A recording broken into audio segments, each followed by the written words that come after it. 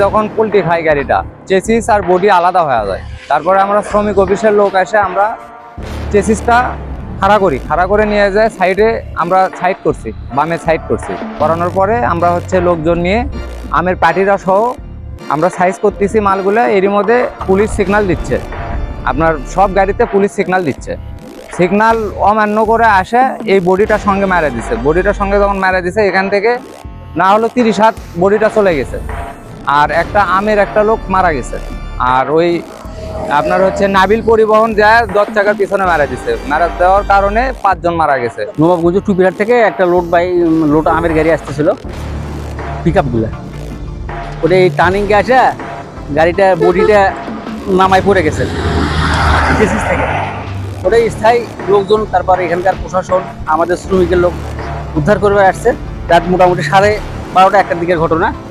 এরপরে রাত 3:30টার দিকে দিনাজপুর থেকে একটা নাবিল গাড়ি আসতেছিল, খুব স্পিডে আসতেছিল গাড়িটা।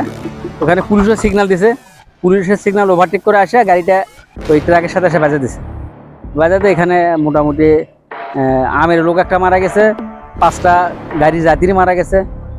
এটা বিশাল একটা দুঃখজনক ব্যাপার। এরকম ঘটনাগুলো আসলে রাস্তার পাশে পার্কিংয়ের জায়গাগুলোর অভাব। গতকাল রাতে দিনাজপুর জেলার ঘোড়াঘাট থানার নূরজাহানপুর জায়গায় গ্রামে একটা মর্মান্তিক সড়ক দুর্ঘটনা ঘটেছে।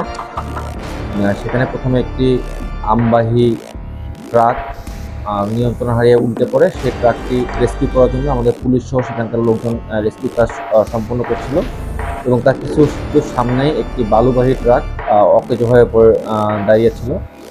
ঠিক রাত 3টে থেকে 3:30টার দিকে পঞ্চগড় থেকে ঢাকাগামী নাবিল পরিবহনের একটি বাস দ্রুতগতিতে সেই মোড় অতিক্রম করার সময় প্রথমে আমবাহী ট্রাকটিকে ধাক্কা দিয়ে নিয়ন্ত্রণ হয়, এবং পরবর্তীতে গিয়ে যে বালুবাহী ট্রাক আছে তার পিছনে সরাসরি ধাক্কা দেয়। এর ফলশ্রুতিতে এই দুর্ঘটনাটি ঘটে।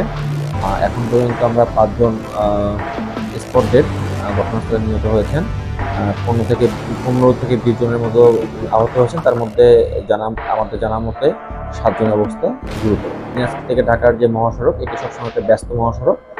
বর্তমানে পরিস্থিতি আমরা সেখানকার এই দিনাজপুর সদর থেকে র্যাকার নিয়ে এসে সেই 3টি গাড়িকে আমরা রাস্তা থেকে রিমুভ করেছি, এবং যান চলাচল স্বাভাবিক রয়েছে। রংপুর এবং দিনাজপুর সরকারি মেডিকেল, সেখানে আহতদের পাঠানোর ব্যবস্থা করা হয়েছে, এবং যারা নিহত হয়েছেন তাদের নাম পরিচয় আমরা সকলের নাম বুঝে সঠিকভাবে উদ্ধারণ করার চেষ্টা করছি।